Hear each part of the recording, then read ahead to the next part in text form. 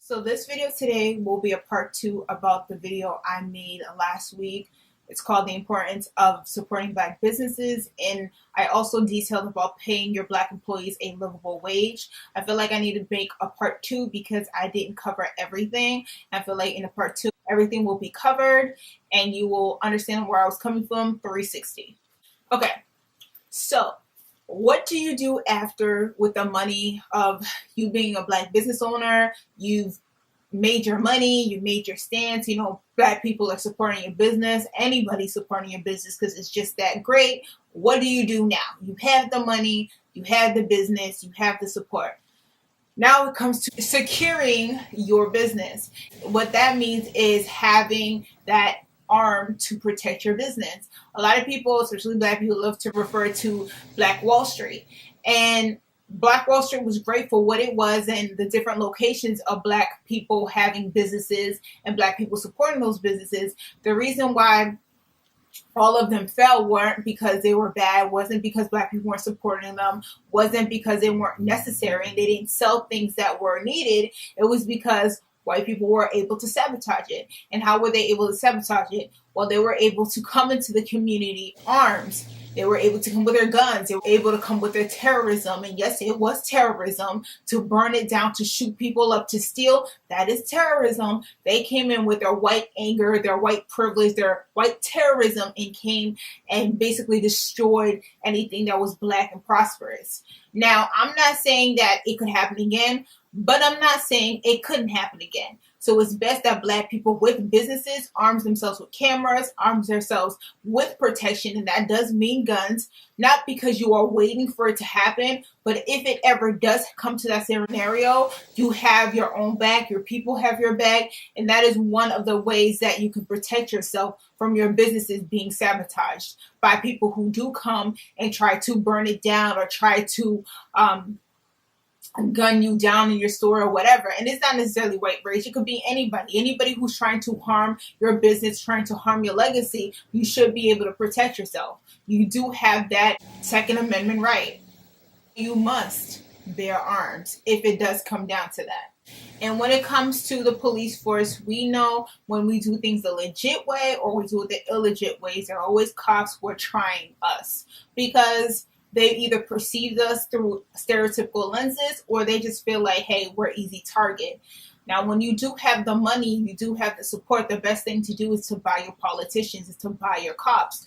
When it came to big crime bosses and let's say the Italian Mafia, they always had police officers who were willing to protect them, willing to turn the blind eye, and it was with money. I'm not saying do your dirty business and buy off cops, but what I am saying is when you have legit businesses and you are owners of that business, you can tell the police officers, if you don't have a warrant, you have to leave. And that's a legit thing. If you're not here to serve a warrant, you have to go. If you're not invited, you have to go. If this is not your property, you have to go. And that's one of the reasons why when it comes to Black people and in the Black community, where they do face a lot of discrimination, a lot of judgment, a lot of racial profiling when it comes to their communities is because these cops know that you don't own anything.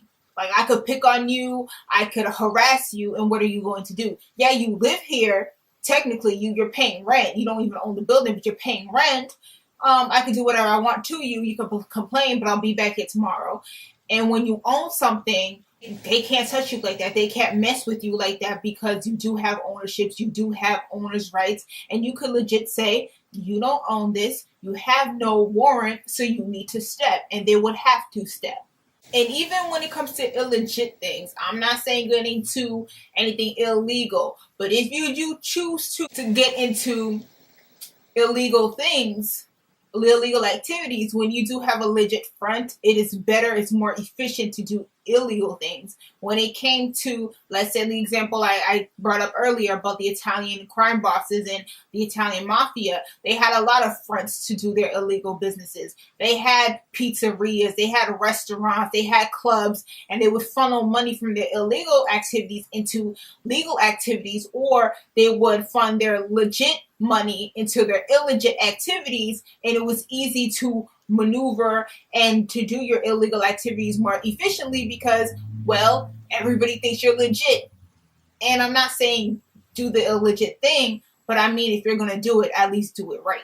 And like I said, with buying the police officers, it doesn't even just go into that. It's also buy up your politicians. Make sure these politicians make laws that are favorable to you, favorable to your business, favorable to your community. When you do have the money, you can put your money up on candidates who do have your intentions in mind. And when you can buy your candidates and your politicians, maybe you can't buy them outright. Maybe they just are prejudiced or whatever the case may be. You flaunt them a couple of stacks, all of a sudden they're more open to hear what you have to say. You may not be able to buy them, but you could at least lease them for how many years they will be in office, which is a good thing. So if you're able to do that with your businesses and the money that comes from that, that's better for you. It's better for your communities. Everybody else does that. The Hispanics back up their politicians, the politicians that they want with their money. The gays do that with their money. The Jews do that with their money. We're the only people who just think because we complain or we bring up slavery or we just rah-rah with Facebook memes that that's the equivalent of actually doing something. We need to be more organized and be more focused on a singular goal. And once that happens, you are able to move more smoothly. When you have politicians who are out here doing your bidding, these police officers can't go out of pocket, out of hand. They can't just step to you any type of way that they want to. And even if you can, you do have connections with people who are in their superior, their chief, their lieutenant, where you can be like, look, you need to check your officer. I don't know what he thought, but he must have thought wrong. And that lieutenant, that chief will check that officer like they're not the one. You can't come into their community. You have to play by the books because these Negroes started thinking. So, yeah.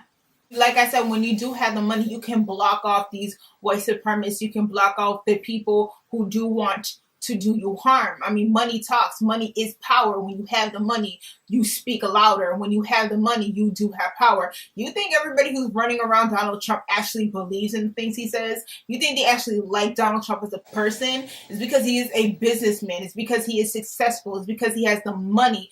What does Donald Trump have in common with the hillbilly hick in butt scratch Louisiana? Nothing.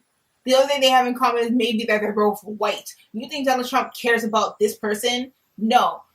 Just like that person doesn't care about Donald Trump because Donald Trump has money. Donald Trump represents a superior white male, so they look up to him.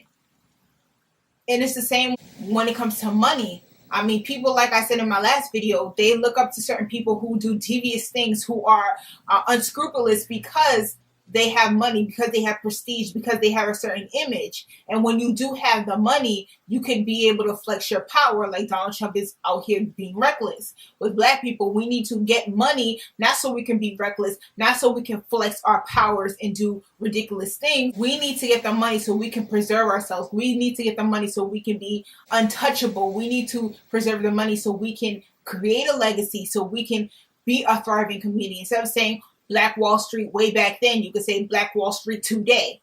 So that's the end of my video. Hopefully it helps. Hopefully it covers everything that it should cover.